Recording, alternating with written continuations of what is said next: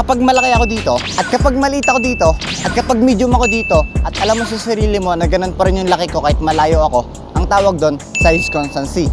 Ang size constancy ay ang kakayahan na i-perceive ang isang bagay na pares pa rin yung size nito kahit malayo o malapit yung distansya nito sa'yo. Kapag naman tong perang to mukhang linya pero alam mo sa sarili mo na rectangle to, ang tawag doon, shape constancy. Ang shape constancy ay ang kakayahan na i-perceive ang isang bagay na pares pa rin yung hugis nito kahit tignan mo to sa ibang anggulo o posisyon.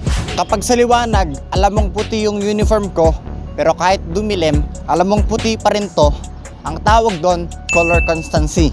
Ang color constancy ay ang kakayahan na ma-perceive ang isang bagay na pares pa rin yung kulay nito kahit mabago yung lighting. Iba talaga nagagawa kapag may tiwala ka sa nalalaman mo kaysa maniwala ka sa mga bagay na napaperceive mo.